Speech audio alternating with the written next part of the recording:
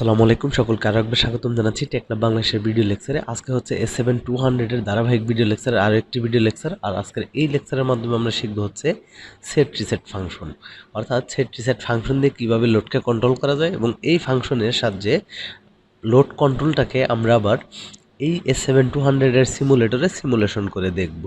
ওকে, একটা ইন্টারেস্টিং ব্যাপার হচ্ছে সেট রিসেটের মাধ্যমে একসাথে অনেকগুলোকে অন করা যায় এবং একসাথে অনেকগুলোকে রিসেট করা যায়। সেই ফাংশনটা হয়তো আপনার S7-200 এর অনেকেই কাজ করে থাকলেও হয়তো জানেন না, তারা আশা করি এই লেকচারের মাধ্যমে থেকে সেটা ক্লিয়ার হয়ে যাবেন। ওকে, তাহলে চলুন দেখি। তো আমরা শুরুতে এই সিমুলেটরকে রেখে দিলাম।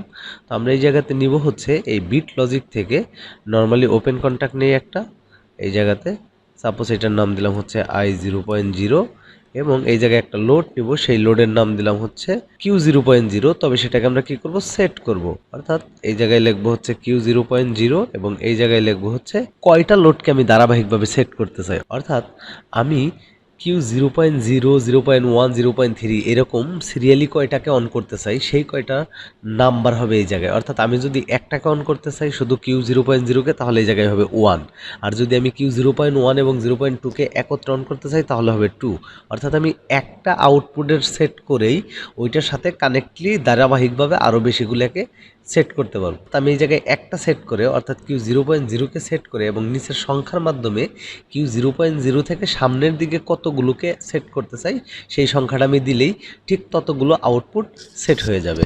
তো আমি এই জায়গায় যদি 2 দেই তাহলে হবে Q0.0 এবং 1 দুইটাই সেট হয়ে যাবে। তো আমরা এই জায়গায় 1 দিচ্ছি কারণ সিমুলেশনে আপনি ওটা দেখতে পাবেন না বলে 1 দিয়ে বোঝাচ্ছি।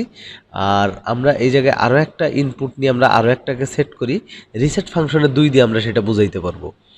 i0.1, ওকে, দুইটা ইনপুট এবং দুইটা আউটপুটকে সেট করি আমরা। এই জায়গাতে দিলাম হচ্ছে আমরা এইটা, এই জায়গাতে দিলাম Q0.1, এই জায়গায় দিলাম 1।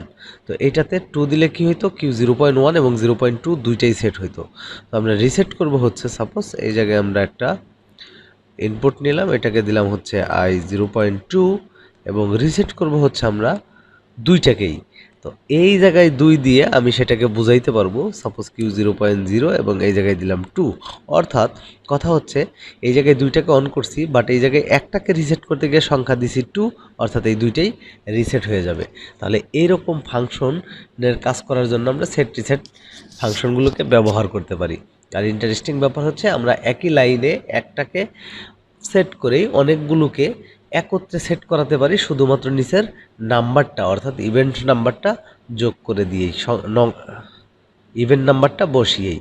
তো এইভাবে S7-200 খুব সিম্পলি আমরা প্রোগ্রাম করতে পারি। তো আপনারা যারা S7-200 আরও বিস্তারিত লেকচার শিখতে চান, অর্থাৎ কাজ শিখতে চান বিস্তারিতভাবে অ্যাডভান্স লেভেলের, তারা অবশ্যই আমাদের নিচের এই নাম্বারে যোগাযোগ করবেন অথবা আমাদের অফিসে এসে যোগাযোগ করতে পারেন। তো চলুন আমরা এখন এটাকে সিমুলেশন করে দেখি। তো সিমুলেশন করতে হলে কী করতে হয়, আগে এক্সপোর্ট করতে হয়। তো এটাকে আমরা এক্সপোর্ট করি ডেস্কটপে, এই জায়গায় কোনো একটা কিছু লিখে এক্সপোর্ট করি, সেট রিসেট লিখলাম। ওকে, তারপর আমরা যাব হচ্ছে সিমুলেটরে। এটা হচ্ছে আমাদের সিমুলেটর। এটাতে গিয়ে আমরা কী করব, প্রোগ্রামটাকে আগে লোড করব। লোড করার জন্য সিমুলেটর যদি অন থাকে সেটাকে অফ করতে হবে। তারপর প্রোগ্রাম থেকে যাব হচ্ছে লোড প্রোগ্রামে।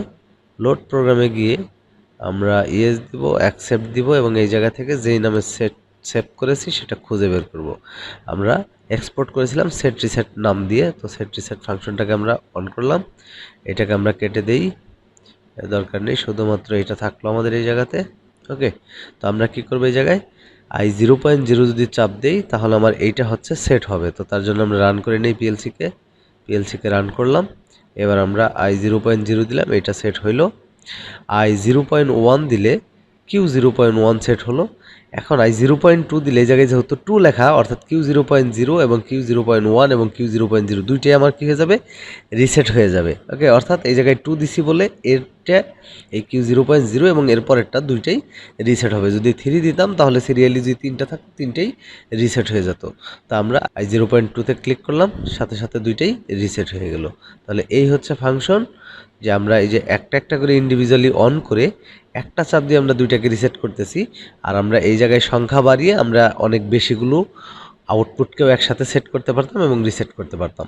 তো আশা করি আপনারা সেট রিসেট ফাংশনটা বুঝতে পেরেছেন। তো এর মধ্যে যদি কেউ না বুঝে থাকেন অবশ্যই কমেন্টের মাধ্যমে আমাকে কোয়েশ্চেন করবেন, আমি কমেন্টের মাধ্যমে আপনাদের অ্যান্সার দেওয়ার চেষ্টা করব।